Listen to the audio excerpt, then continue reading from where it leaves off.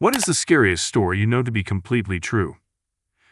Before we start with the first story, please hit a thumbs up, subscribe, and ring the notification bell to stay updated with us. Number 10. My cousin picked up a hitchhiker about 20 years ago. Nice enough guy. Cousin was hungry, so stopped at McDonald's, grabbed the hitchhiker some breakfast too. Dropped him off where the guy had said he was headed. No big deal. Next morning, my cousin's watching the morning news and sees that hitchhiker's face. Dude was his serial killer and had killed someone that picked him up. Cousin calls the cops and they have him come in. Turns out the hitcher had killed the very next person after my cousin that had given him a ride. He'd killed a few people that had given him rides. That was his M.O. They asked the hitcher why he didn't kill my cousin. He said, I'd planned to, but he was a really nice young man. He bought me breakfast. I couldn't kill someone that bought me breakfast. Number 9. Worked with kids in foster care. A 17-year-old girl says she's got a secret to tell her CSA. Now we got a SWT teen for this 17-year-old girls in foster system. 9/10 it is. Well, she sits down and tells how her family was cartel and her cousins were enforcers. One day when she was like 8, her cousins pick her up and take her out to the desert where they have a 5-year-old boy. They make her choke him to death. I guess he was the kid of a family that owed them money, usually for getting smuggled over. Needless to say, we didn't have a game plan for that.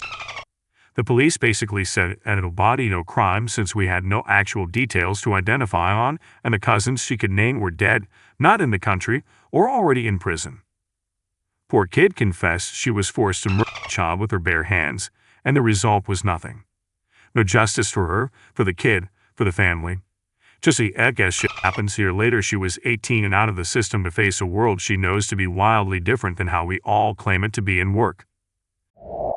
Number 8. My great-grandfather came home from World War II with shell shock, and my great-grandma refused to sleep in the same bed as him because he would keep repeating "No, don't kill Tom," which was what he said before he witnessed his childhood friend getting killed. He luckily managed to get therapy and was okay, but wheelchair-bound up until I was about 11, where at Christmas dinner, he sat while we all ate, completely frozen. My granddad asked, "You okay, Dad?" To which he started crying and suddenly let out a very loud and hurt-filled, "Don't kill Tommy," and started crying. I know it's not scary, but it freaked me out. Number 7. My childhood best friend had an uncle who was in Vietnam. He was a great guy, always joking around. He watched us when I stayed over at the friend's house a few times. Let us stay up late and play video games, always ordered pizza. Fun guy. But one day I saw a different side of him. Friend's parents walked in with their young daughter, and she was holding a new teddy bear. The uncle looked like he'd seen a ghost and slowly stood up and walked out of the room. We heard him crying in the kitchen. I found out years later that his buddy had died in front of him after picking up a booby-trapped teddy bear like in Full Metal Jacket. He repressed that for years, but teddy bears were a trigger. Number 6. My dad got into a car crash head-on with a convertible with a young couple in it, and the top part of the convertible window decapitated them instantly. He ended up falling into something red, Barry's blood. And when the cops and medics showed up, they were freaking out and telling him to lay down. He was actually fine. Witnessing that screwed him up, though. Reply. This reminds me of a story. One day I'm out in my front yard cleaning my boat. My neighbor Bob comes over to chat, and I take a break to drink a beer with him. About that time, another neighbor, Mark, strolled on by, and we invited him to have a beer too. So we're sitting there on my boat drinking beer, and we're catching up asking how everyone's kids are doing, etc. Mark says, "Oh well, my boy's doing all right. The therapy is going well." Bob and I look at each other. Turns out neither of us knew he was in therapy. So I say, "Glad to hear he's doing better. What's he in therapy for?" Mark replies, "Oh right, I never told you.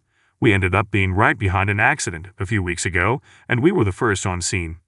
Well, I'm over and I did out and trying to help, but unfortunately the first thing my son found was the head of a little girl.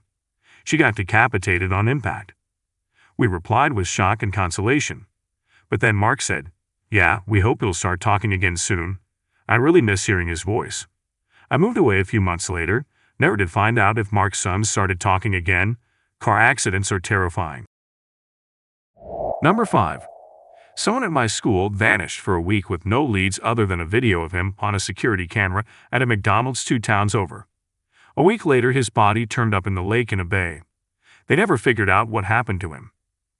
People disappear all the time, but it really is weird when it's someone you know. I grew up in Toronto, but moved away after grade 7. The credit card company used to put pics of missing kids on their statements, and, decades later, I recognized the girl in the envelope. We had gone to public school together. She had very dark hair, almost black, and a distinctive gap between her front teeth. Turns out a couple years after I moved out west, she disappeared. There have been some sightings in the 2 or 3 years that followed, but nothing solid. And in the next 30 or so years, nothing. Number 4. My family literally had a party to die for. We hosted a super late Christmas party in March. We invited a few neighbors over, including an older couple. Beyond a few weird comments from the old husband like, "I'm so glad I could have one last good meal."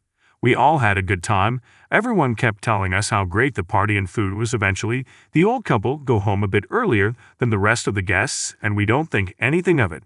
About an hour later, as another guest was about to leave, they come rushing back into the house yelling about police and medics on our street. Turns out the husband of the old couple simply dropped dead about 30 minutes after they got home. I guess, to be fair, a big talking point at the party was how he was already basically on his last leg thanks to health conditions, and it was only a matter of time, but we didn't think it'd be that soon. Number 3. When I was a kid, there was a peeping Tom in the neighborhood. But the weird part is we all knew who he was, a little older guy named Ralph who lived a couple streets over and smoked like a chimney. We knew because he was caught once early on by a neighbor while on their roof, watching them through the skylight. The neighbor had left a ladder against the house when doing work earlier that day.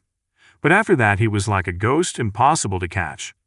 People would find footprints in cigarette butts outside windows, smell cigarette smoke, and occasionally see the red cherry on the cigarette glow in the woods.